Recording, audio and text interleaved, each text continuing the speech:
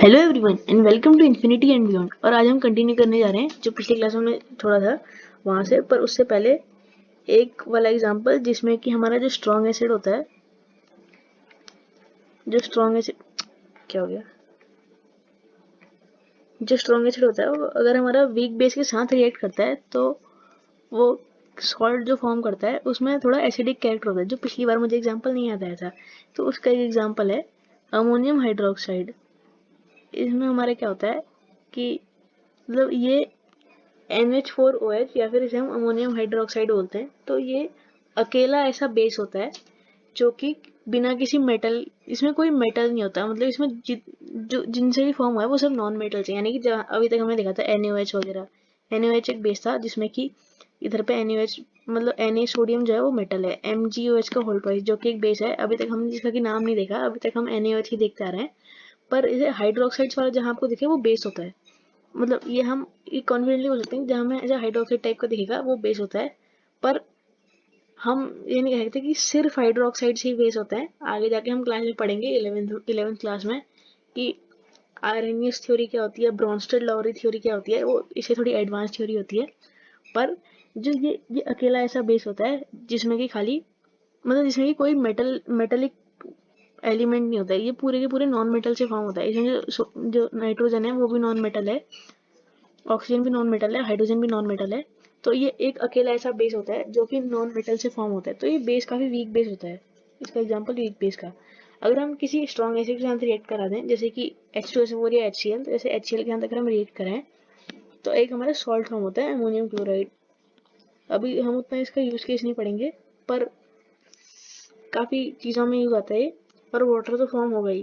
तो ये जो अमोनियम क्लोराइड टाइप का है इसमें हमारे खतरनाक से एसिड जो है HCl, स्ट्रॉन्ग एसिड। तो जैसे हमने देखा था स्ट्रॉन्ग एसिड जिस तरह से होता है ऐसे ही स्ट्रॉन्ग बेस भी होते हैं। तो जैसे वीक एसिड होता है वैसे वीक बेस होते हैं।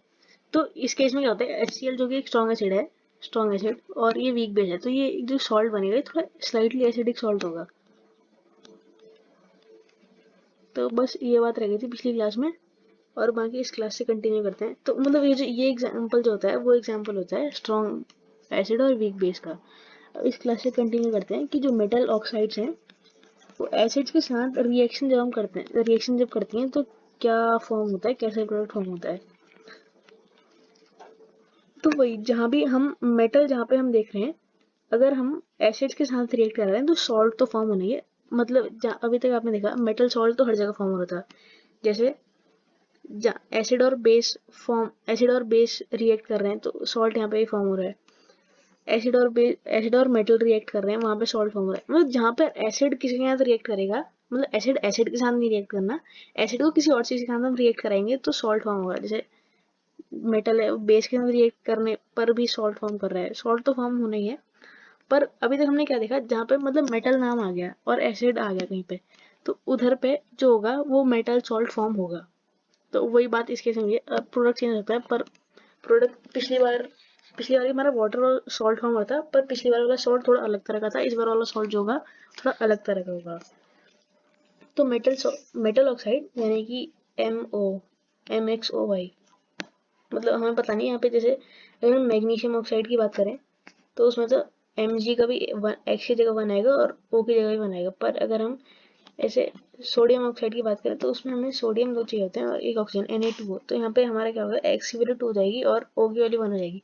तो MxOY अगर हमारा किसी एसिड के साथ रिएक्ट करता है तो M हम यहाँ पे मेटल के लिए डिनोट कर रहे हैं, तो हमारा सॉल्ट बनेगा।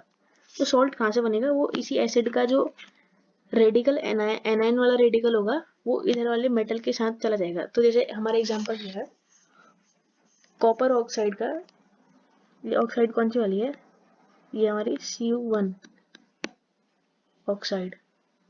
तो ऐसा क्यों बोला, मतलब आप देखेंगे ऑक्सीडेशन नंबर वगैरह कैसे निकालते हैं। ऑक्सीजन के ऊपर -2 का चार्ज रहता है और कॉपर के यहाँ पे 2 एलिमेंट है, तो जब इक्वली डिस्ट्रीब्यूट करेंगे तो हर उसमें -1 मतलब +1 का चार्ज रहेगा। तो ये हमारी ऑक्साइड है क्यूप्रस ऑक्साइड। मतलब इसमें क्योंकि ऑक्सीडेशन नंबर कम है तो OUS वाला आएगा, और अगर CuO होती तो वो हमारी क्यूप्रिक ऑक्साइड होती। क्यूप्रिक मतलब IC मतलब ज़्यादा वाली, और OUS मतलब थोड़ा कम वाली। तो ये हमारी क्यूप्रस ऑक्साइड, क्योंकि उसमें Cu के ऊपर +1 का चार्ज आएगा। तो अगर हम इसका रिएक्शन कराते हैं ऑक्सीजन के साथ, ये हमारी एक मेटल ऑक्साइड है, कॉपर का ऑक्साइड है, उसे हम HCl के साथ रिएक्शन कराएं तो हमारा फॉर्म तो होना है, सॉल्ट फॉर्म होना है और वाटर फॉर्म है। तो वाटर का तो हमने सीधे H2O लिख दिया और Cu2O प्लस HCl। और यहाँ पे हमारा कुछ ऑक्सीडेशन टाइप का नहीं हो रहा है, यानी कि जो प्लस वन में था यहाँ पे भी प्लस वन में रहेगा, क्योंकि क्लोरीन का जो चार्ज होता है -1 होता है मोस्ट ऑफ द केसेस में। तो जो कॉपर है ये भी सिंगल वो लेगा, क्योंकि कॉपर वो अभी आगे जाके हम पढ़ेंगे, मतलब आगे जाके मतलब 11th 12th में हम ये पढ़ेंगे कि जो कॉपर होता है वो जरूरी नहीं कि प्लस वन, जैसे सोडियम वगैरह है, सोडियम का जो हम लेते हैं Na+ करके, तो कॉपर का हम प्लस भी ले सकते हैं और कॉपर का हम +2 भी ले सकते हैं। तो इस केस में हमारा तो +1 ही है, तो इधर पे ऑक्सीडेशन वगैरह कुछ नहीं हो रहा, तो यहाँ पे हमारा खाली CuCl आ रहा है। पर अगर हमारे क्या होता है कि CuO है वो हमारे HCl के साथ रिएक्ट कर रहा है, तो इसमें जब हम चेक करेंगे तो यहाँ पे +2 का चार्ज है, तो अगर +2 का चार्ज है तो यहाँ पे +2 का फॉर्म हो जाएगा, तो उसमें CuCl2 फॉर्म होगा और H2O तो फॉर्म ही होना है। तो अब मेटल ऑक्साइड्स वर्सेस एसिड्स में यही है, जैसे हम कोई भी मेटल ऑक्साइड ले लेंगे, जैसे हमने Na2O ले लिया, स्पेस क्लियर करते हैं, HCl के साथ रिएक्ट होगा। तो हमने एग्जांपल लिया Na2O और HCl के साथ रिएक्ट करना है, तो मेटल का सॉल्ट बनेगा। तो इधर वाला हमने रेडिकल ले लिया, एनायन वाला रेडिकल, और इधर पे कैटायन वाला, तो यहाँ पे NaCl और H2O फॉर्म होगा। पर ये क्वेश्चन बैलेंस नहीं है, तो बैलेंस करने के लिए छोटा सा बैलेंस करना है, यहाँ पे 2Na कर दिया और क्लोरीन यहाँ पे 2 गए, तो एक हमने 2 यहाँ कर दिया, अब शायद बैलेंस हो गई, हाँ बैलेंस हो गई। तो यहाँ पे इस तरह से बन जाएगा। और अब एक क्वेश्चन है NCERT में पूछा हुआ है कि सोर सब्सटेंसेस को ब्रास या फिर कॉपर वेसल्स में क्यों नहीं रखना चाहिए। तो हम जैसे कि जानते हैं सोर टेस्ट जो होता है एसिड्स का होता है, तो यानी कि अगर कोई भी चीज़ सोर है, जैसे कर्ड है, कर्ड सोर होता है वो लैक्टिक एसिड की वजह से होता है, और इमली वगैरह जो होती है वो खट्टी इसलिए होती है क्योंकि उसमें टार्टरिक एसिड होता है, नींबू इसलिए खट्टा होता है क्योंकि उसमें सिट्रिक एसिड होता है, ऑरेंज वगैरह में एस्कॉर्बिक एसिड होता है। तो मतलब एसिड्स जो खट्टे सब्सटेंसेस हैं उनमें हमारे किसी न किसी फॉर्म में एसिड प्रेजेंट है, तो हमें इसलिए रखना चाहिए ब्रास या फिर कॉपर वेसल्स में। अगर हम ब्रास या फिर कॉपर वेसल्स में रखेंगे भी तो हमारा ब्रास जो है वो कॉपर का ही एलॉय है, तो कॉपर और जिंक का एलॉय होता है हमारा ब्रास। तो अगर हम कॉपर या फिर ब्रास या किसी भी जैसे एल्यूमिनियम वगैरह भी है उसके बर्तनों में भी हमें खट्टी चीज़ें नहीं स्टोर करनी चाहिए। ऐसा क्यों नहीं करना चाहिए, क्योंकि आपस में रिएक्ट कर देते हैं, मतलब भले ही उतने स्ट्रांग नहीं है पर अगर हम काफ़ी टाइम तक रखे रहेंगे तो ये एक दूसरे के साथ रिएक्ट करेंगे, और फिर जो रिएक्ट करेंगे वो सामान जो फॉर्म होगा सॉल्ट फॉर्म होगा, क्योंकि एक जगह पे मेटल है और एक जगह पे हमारा एसिड है। तो मेटल और एसिड क्या फॉर्म करेंगे, वाटर फॉर्म करेंगे और मेटल सॉल्ट फॉर्म करेंगे। तो जो मेटल सॉल्ट है जरूरी नहीं है कि हमारे लिए अच्छा ही हो, खराब भी हो सकता है हमारी सेहत के लिए, तो फिर हमें बीमार कर सकता है, बहुत बीमार कर सकता है। तो हम ऐसा नहीं करना चाहिए, तो prevention is better than cure. तो उसकी जगह एल्यूमिनियम वगैरह का हम खट्टी चीज़ों को स्टोर करने की जगह हम ग्लास वगैरह की चीज़ में स्टोर कर सकते हैं, कर्ड वगैरह या अचार वगैरह जिसे भी हमें स्टोर करना है खट्टी चीज़ों को, तो वो हमें मतलब मेटल के वेसल्स में नहीं रखना चाहिए, क्योंकि वो रिएक्ट करने के बाद जो सॉल्ट फॉर्म होता है वो ज़रूरी नहीं कि अच्छा ही, वो हमारे लिए बुरा भी हो सकता है। तो हम नहीं चाहते कि अपनी तबीयत ख़राब करें, तो यही कारण है कि हमें नहीं करना चाहिए। NCERT में क्वेश्चन है। अब आयोनाइजेशन के बारे में पढ़ते हैं कि हम स्ट्रॉन्ग एसिड्स क्यों बोल रहे थे, कोई स्ट्रॉन्ग एसिड क्यों है, वीक एसिड क्यों है, वीक बेस क्यों है, हम किस हिसाब से बोल रहे थे। तो जब भी हम किसी एसिड या बेस को, पहले एग्जांपल ले लेते हैं, जो बेस का ले लेते हैं, जैसे सोडियम हाइड्रोक्साइड है, मतलब किसी भी बेस को ले सकते हैं पर मोस्ट कॉमनली हम सोडियम हाइड्रोक्साइड यूज कर रहे हैं, तो जरूरी नहीं है, चलो इस बार मैग्नीशियम हाइड्रोक्साइड का ले लेते हैं, उसे हम वाटर में डाल रहे हैं। तो जो रिएक्शंस हो रही हैं उन्हें एक्सप्लेन करने के लिए हम क्या बोलते हैं कि आयोनाइजेशन हो रहा है इन एसिड्स या बेस का। पर अभी ये बेस है, ये एसिड नहीं है, अभी एसिड का भी एग्जांपल लेंगे। तो जैसे बेस है, तो मतलब हम क्या पढ़ रहे हैं, आयोनाइजेशन क्या है, आयोनाइजेशन की वजह से ही हम बोल रहे हैं कि स्ट्रॉन्ग एसिड है या स्ट्रॉन्ग बेस है, वीक एसिड है वीक बेस है, आयोनाइजेशन की वजह से बोल रहे हैं। तो ये हमें पता है, ये एक बेस है और ये एक स्ट्रॉन्ग बेस है। स्ट्रॉन्ग बेस है ऐसा क्यों बोल रहे हैं, ये क्योंकि जो मैग्नीशियम है वो हमारे ग्रुप 2 में प्रेजेंट होता है, और जो ग्रुप 1 ग्रुप 2 वाले बेस फॉर्म करते हैं वो काफ़ी तगड़े वाले बेस होते हैं। तो जैसे हमारी पीरियोडिक टेबल होती है ना ऐसे, तो ये इस तरह की हमारी पीरियोडिक टेबल होती है। इधर वाले तो रिएक्ट नहीं करते, मतलब अभी अभी पढ़ने के लिए हम बोल सकते हैं रिएक्ट नहीं करते, पर ऐसा नहीं होता, ये रिएक्ट कर लेते हैं। अगर ये ज़्यादा ही झटका वटका देते हैं तो ये भी रिएक्ट करते हैं, पर नॉर्मली ऐसे रिएक्ट नहीं करते। हमें हमें ये पढ़ा जाता है कि रिएक्ट नहीं करते, रिएक्ट नहीं करते, पर बाद में इनके भी रिएक्शन देखने को मिलते हैं। तो इधर वाले जो ये होते हैं, मतलब इधर वाले ये ग्रुप 1 होता है और ये ग्रुप 2 होता है। तो ग्रुप 1 ग्रुप 2 के जो मेटल्स होते हैं, ये अगर कोई बेस फॉर्म कर रहे हैं तो ये काफ़ी तगड़ा वाला बेस फॉर्म करते हैं। मतलब खुद ही अगर इन्हें हम वाटर में डालें तो, मतलब वैसे तो वाटर में नहीं डालना चाहिए, इन्हें क्लोज्ड कंटेनर्स में रखा था है, लिथियम सोडियम वगैरह को या पोटेशियम। एक तो क्या होता है, ये काफ़ी हल्के होते हैं, इनकी डेंसिटी काफ़ी कम होती है, ग्रुप 1 वालों की तो ज़्यादा ही कम होती है। तो मतलब एयर के कंपैरिजन नहीं, पर वाटर के कंपैरिजन में डेंसिटी इनकी काफ़ी कम होती है, और वाटर में तो इन्हें नहीं रखना चाहिए। इन्हें हम केरोसिन ऑयल में स्टोर करते हैं। तो केरोसिन ऑयल में क्यों स्टोर करते हैं, कि वाटर से बचाने के लिए, और दूसरा इनके ऊपर वैक्स की लेयर डाल देते हैं कि ये एयर से भी ना रिएक्ट कर पाए। ये क्योंकि एयर से भी रिएक्ट करते हैं, वाटर से भी रिएक्ट करते हैं, इन्हें जो दिख जाए वो उसके साथ रिएक्ट करती है। ग्रुप 1 वाले तो खासकर, मतलब ग्रुप 2 वाले भी इन्हीं के भाई होते हैं, वो भी ऐसे रिएक्ट करते हैं। तो इसलिए हम, मतलब कि अगर ये कोई ऑक्साइड फॉर्म कर रहे हैं तो इनकी ऑक्साइड भी बेसिक ऑक्साइड होगी। अब ये पानी के साथ रिएक्ट कर रहे हैं, वो जो सॉल्यूशन फॉर्म होगा, अब जैसे हमने सोडियम को पानी में डाल दिया तो रिएक्शन काफ़ी विगरस होता है, टेस्ट ट्यूब वगैरह टूट फूट भी जाती है, काफ़ी ज़्यादा एक्सोथर्मिक होता है। और उसमें जो हमारा फॉर्म होता है वो हमारा NaOH फॉर्म होता है। ऐसी अगर हमें मैग्नीशियम हाइड्रोक्साइड फॉर्म करना है तो हम उसके लिए क्या करते हैं, मैग्नीशियम रिबन होता है हमारा, मतलब सिल्वर कलर का रिबन होता है, वो लेबोरेटरीज में होता है। तो अगर हम उसे बर्न करते हैं, पिछले चैप्टर में हमने रिएक्शन पढ़ा था कि अगर हम कंबस्ट करते हैं तो कंबशन में क्या होता है, हमारा ऑक्सीजन एयर में से लेता है, तो ऑक्सीजन के साथ रिएक्शन होता है प्लस O2, इधर पे हमारा MgO बन जाता है। बैलेंस करने के लिए यहाँ पे 2 आ गया, यहाँ पे 2 आ गया। अब अगर हम ये जो मैग्नीशियम ऑक्साइड, अब हमें पता है कि जो मैग्नीशियम है सेकेंड ग्रुप में से आता है। अब इसकी जो ऑक्साइड है वो भी बेसिक होगी, और अगर हम इसी ऑक्साइड को अगर हम वाटर में मिला देते हैं तो हमारा MgOH होल्ड वाइज बनता है, ये जिसकी हम अभी यहाँ बात करने वाले हैं। तो इसकी ऑक्साइड ही काफ़ी तगड़ी वाली बेस है, तो इसका जो बेस बनेगा, हाइड्रोक्साइड जो बनेगा वो भी तगड़ा वाला बेस होगा। तो ये हमारा तरीका होता है फॉर्म करने का किसी हाइड्रोक्साइड, क्योंकि अगर हम इसे डायरेक्ट पानी में डाल दें तो ये वही आग वाग लगा देगा, तो हमें ऐसा नहीं करना होता, हमें थोड़ा ध्यान देना होता है। तो हम बात कर रहे थे स्ट्रॉन्ग बेस की, तो हमें पता है इधर वाले जो होते हैं, जो अगर ये कोई बेस फॉर्म करेंगे तो वो स्ट्रॉन्ग वाला बेस होगा। तो हम क्यों बोलते हैं स्ट्रॉन्ग वाला बेस होगा, तो अगर हम इसे पानी में डालते हैं तो कुछ थ्योरीज होती हैं, हम उनके हिसाब से बोलते हैं कि ये ऐसे टूट जाता है, मैग्नीशियम 2+ में टूट जाएगा, और यहाँ पे 2 हाइड्रोक्साइड्स के आयन्स में टूट जाएगा, ये नेगेटिव में। तो इसे स्ट्रॉन्ग क्यों बोला, क्योंकि इसने क्योंकि इसके 2 यहाँ पे थे, OH होल्ड वाइज था, और इसने यहाँ 2 के 2 हाइड्रोक्साइड आयन रिलीज कर दिए। ऐसे अगर हम सोडियम हाइड्रोक्साइड की बात करें, क्योंकि ये एक स्ट्रॉन्ग बेस है, तो इसने पूरे के पूरे यहाँ पे जितने यहाँ पे थे उतने पूरे के पूरे फर्निश कर दिए यहाँ पे हाइड्रोक्साइड आयन, तो हम इसलिए बोलेंगे कि एक स्ट्रॉन्ग बेस है। पर अगर कोई जैसे वीक बेस होगा, जैसे NH4OH, उस केस में क्या होता है, यहाँ पे हम एरो का कमाल देखेंगे, मतलब कि क्या होता है। NH4OH हमने पढ़ा कि काफी वीक बेस है, हमने यहाँ पे सिंगल एरो लगाया, आगे को एरो, मतलब कि ये रिएक्शन फॉरवर्ड है। अगर हम NaOH को आयोनाइजेशन देखेंगे, अभी हम डिसोसिएशन देख रहे हैं, अभी हम आयोनाइजेशन नहीं देख रहे, आयोनाइजेशन इसके बाद देखेंगे, ये डिसोसिएशन था। डिसोसिएशन मतलब कि कंट्रोल नहीं होगा, डिसोसिएशन मतलब कि टूट कैसे रहा है, इंडिविजुअल कॉन्स्टिट्यूएंट्स में डिसोसिएशन है। अभी आयोनाइजेशन इसी से रिलेटेड है, तो उससे पहले हमें डिसोसिएशन पढ़ना पड़ेगा। अब हम देखते हैं NH4OH। NH4OH में क्या होता है कि ये होता है वीक बेस, तो एक एरो हम आगे लगाते हैं और एक एरो हम पीछे लगाते हैं, ये शो करने के लिए कि काफ़ी वीक है। हमने टेस्ट वगैरह करके देखा है कि ये इन लोगों के कंपैरिजन में काफ़ी वीक होता है NH4OH बेस के तौर पर। तो जब हम देखते हैं तो ये NH4+ आयन देता है कैटायन के तौर पे, और OH-।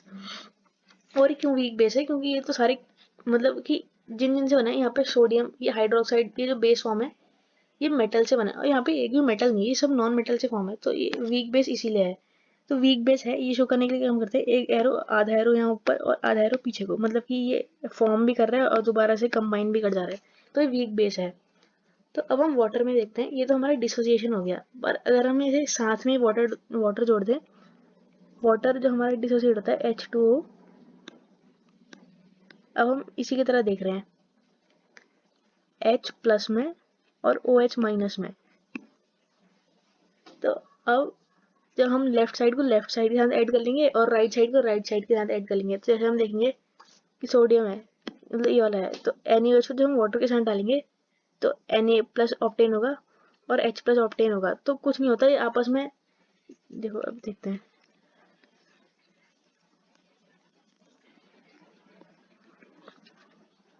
अभी तक हमने देख लिया कि डिसोसिएशन कैसे होता है। कुछ नहीं है, डिसोसिएशन और आयोनाइजेशन में उतना अंतर नहीं है। आयोनाइजेशन बस वाटर की प्रेजेंस में होता है।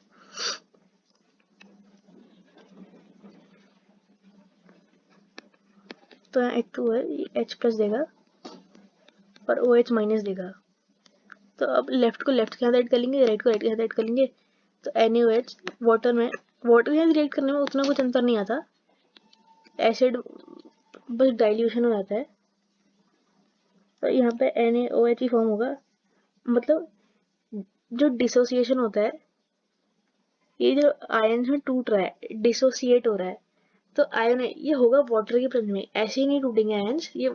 तो असली में क्या होता है, जैसे थ्योरीज को एक्सप्लेन करने के लिए हमने बोला कि डिसोसिएट हो रहा है। डिसोसिएट ऐसे अकेले अकेले नहीं होगा, आयनाइजेशन को समझाने के लिए पहले डिसोसिएशन पढ़ना जरूरी था।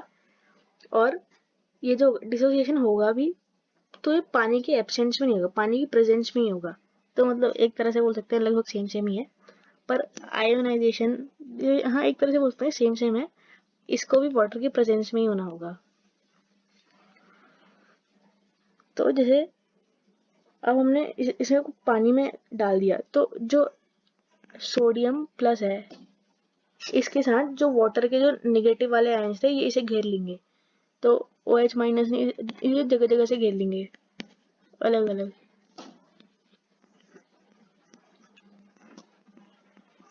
और वाटर के निगेटिव वाले पार्ट ने इसके पॉजिटिव वाले पार्ट को घेर लिया, और जो OH निगेटिव वाला पार्ट था उसको वाटर के पॉजिटिव वाले पार्ट ने घेर लिया, यानी कि H प्लस को। कुछ नहीं, अंतर कुछ नहीं आ रहा है, बस ये फॉर्म हो रहा है। सॉल्ट के केस में थोड़ा हमारा चेंज हो जाएगा। तो इसे हम बोलते हैं डिसोसिएट होने के बाद आयोनाइजेशन हो रही है, क्योंकि आयंस अलग अलग हो जा रहे हैं। तो मतलब बात लगभग सही पड़ गई। तो the process of dissolution of, ये डिसोसिएशन अलग है, डिसोल्यूशन अलग है। The process of dissolution of a salt, sorry, of an acid और a base in an water is exothermic therefore.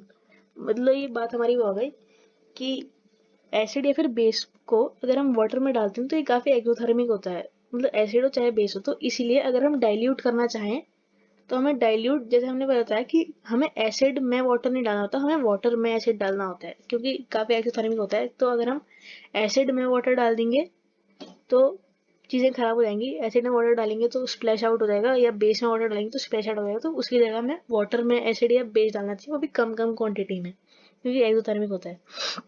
तो हाइड्रोनियम आयन अभी आपने देखा, अभी आपको दिखाया था, जैसे H और OH में डिसोसिएट हुआ तो किसी और का दूसरे वाटर मॉलिक्यूल ने क्या किया, जो H2O था इधर वाले का H प्लस उठा लिया।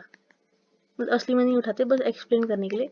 H3O प्लस जो है, ये हाइड्रोनियम आयन फॉर्म कैसे हुआ, हाइड्रोनियम आयन ऐसे फॉर्म हुआ कि एक वाटर को हमने बोला कि डिसोसिएट हो गया, ये भी एकदम ऐसे डिसोसिएट नहीं होता, ऐसे वाला डिसोसिएट होता है वीकली। मतलब ये टूट रहा है और फिर फॉर्म कर रहा है H2O, दोबारा से आयोनाइज हो रहा है, फिर दोबारा से कंबाइन हो जा रहा है। डिसोसिएशन आयोनाइजेशन सेम सेम ही हुआ लगभग इस सेंस में।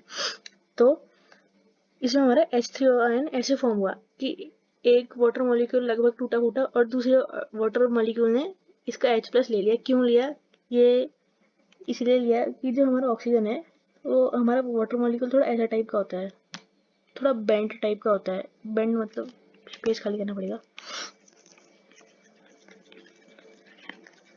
तो मतलब बात ये आती है कि इसकी जो ज्योमेट्री होती है वो टेट्राहेड्रल टाइप का थोड़ा मॉलिक्यूल होता है। ये हम नेक्स्ट क्लास में पढ़ेंगे हाइब्रिडाइजेशन वगैरह के बारे में। थोड़ा मैं बता देती हूँ, इसमें जो होता है वाटर मॉलिक्यूल, इसकी ज्योमेट्री की बात आती है कि H3O आयन क्यों फॉर्म हुआ, उसको समझने के लिए हमें ये भी देखना पड़ेगा।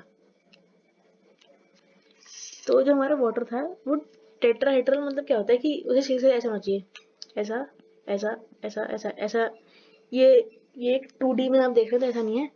तो अगर हम 3D में देखना चाहें तो एक डायरेक्शन जो है ऊपर को जा रही होगी, और जो नीचे के ये तीन होंगे तो एक पेन इस तरीके से होगा, ये टच कर रहा होगा ज़मीन को, और एक प्लेन इस तरह से होगा, यहाँ से भी ज़मीन को टच कर रहा होगा, और एक प्लेन पीछे से होगा वो भी ज़मीन को टच कर रहा होगा इस तरीके से, और एक ऊपर होगा। तो हम इसे थोड़ा थोड़ा टेट्राहेड्रल बोलते हैं।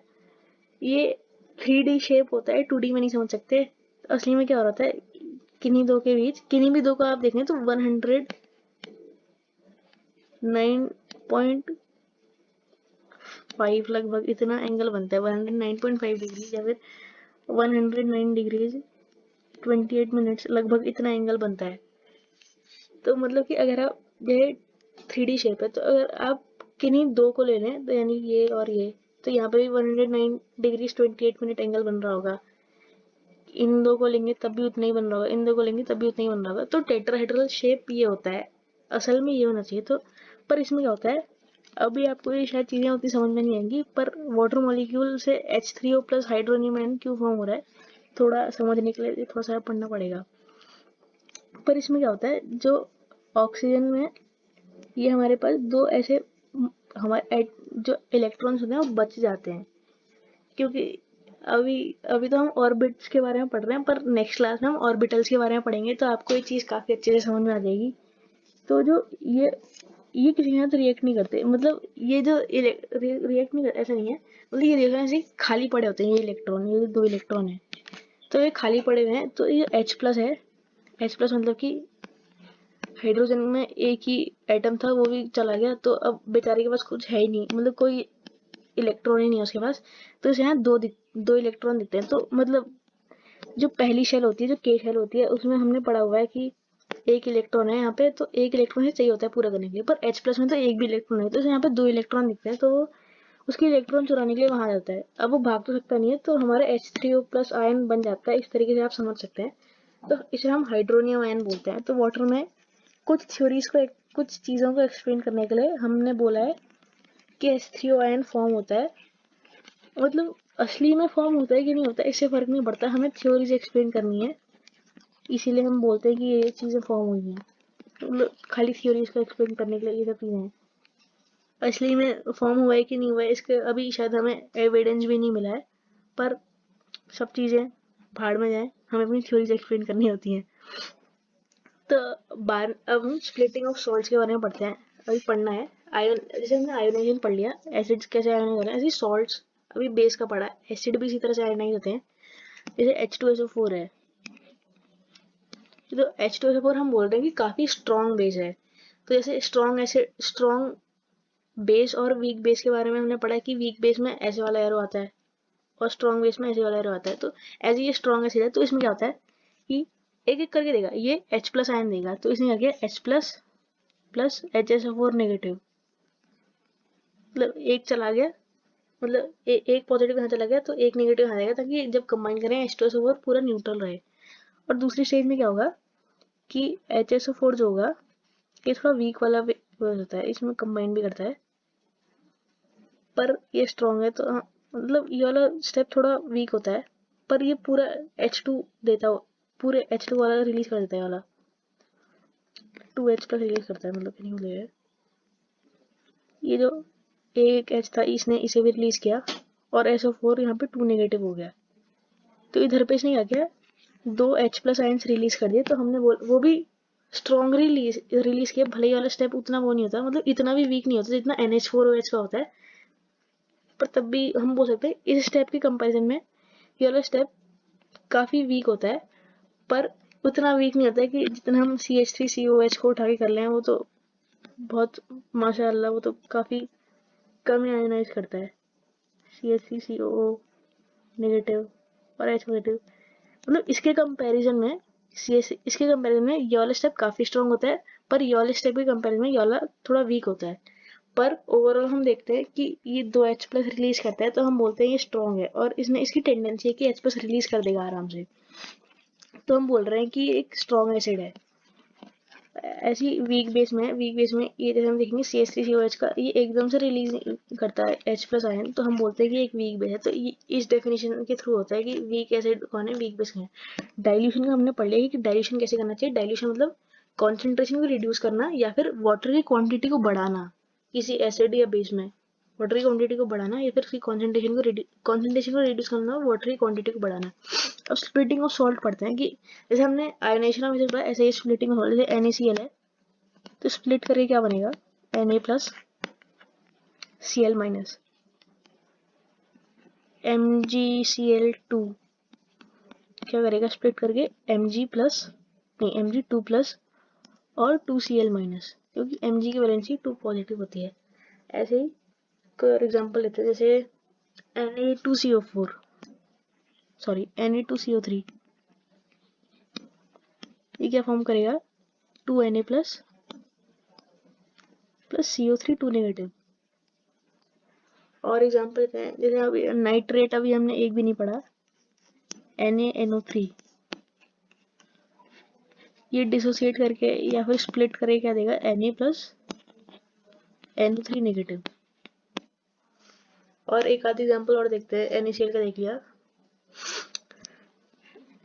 मैग्नीशियम नाइट्रेट, तो ये क्या देगा, मैग्नीशियम 2 प्लस 2 नाइट्रेट नेगेटिव। तो अब स्प्लिटिंग ऑफ सॉल्ट्स हमने देख लिया। अब नेक्स्ट उसमें चलते हैं कि पीएच क्या होता है। तो पीएच का हमारा क्या काम होता है, एसिड और बेस में डिफरेंशिएट करने के लिए। जैसे हमने लिटमस पेपर का पढ़ा था कि लिटमस पेपर क्या काम करता है, अभी बेसिक पढ़ लेंगे कि फिर नेक्स्ट क्लास से कंटिन्यू करेंगे। कि पीएच जो होता है, इसका फुल फॉर्म होता है पोटेंशियल, मतलब पी का फुल फॉर्म होता है पोटेंशियल मतलब की पावर या पोटेंशियल, एच मतलब हाइड्रोजन का। तो मतलब अभी तक हमने पढ़ा है, अभी तक हमने एसिड की क्या डेफिनेशन पढ़ी कि जो हाइड्रोजन है उसे रेडिली H प्लस आयन को जो रेडिली गिव अप कर दे वो हमारे एसिड है, और जो OH minus ion readily give up करे वो हमारे बेस हैं। OH माइनस, जैसे आप देख सकते हैं जैसे वाटर में H प्लस और OH माइनस है, तो जो रेडिली ये गिव अप करेगा वो एसिड होगा, जो रेडिली ये गिव अप करेगा वो बेस होगा। यानी कि उल्टा भी हम बोल सकते हैं कि जो रेडिली ये गिव अप ना करे वो बेस होगा, क्योंकि वो ये वाला गिव अप करेगा, और जो रेडिली ये गिव अप ना करे वो ये गिव अप करेगा वो एसिड होगा। तो हम पीएच पढ़ने वाले हैं, और पीओएच भी होती है एक चीज, वो हम नेक्स्ट क्लास में पढ़ेंगे। नेक्स्ट क्लास मतलब क्लास 11 में पढ़ेंगे। तो इसमें हम पीएच के बारे में पढ़ेंगे, तो जिसका पीएच जितना कम होगा वो उतना एसिडिक होगा। अभी हम इस क्लास में इतने पढ़ते हैं, नेक्स्ट क्लास में कंटिन्यू करेंगे। और जिसका पीएच जितना ज़्यादा होगा वो उतना बेस होगा, मतलब कि पीएच स्केल अभी इतना बता देती हूँ। जैसे जो पीएच स्केल होता है हमारा 0 से 15 तक, तो जो 0 वाला होगा वो बहुत ज़्यादा एसिडिक होगा, और जो 15 वाला होगा वो बहुत ज़्यादा बेस होगा। अब नेक्स्ट क्लास में कंटिन्यू करेंगे कि पीएच के स्केल भी कितने तरह के होते हैं। अभी वाली क्लास के लिए इतना ही।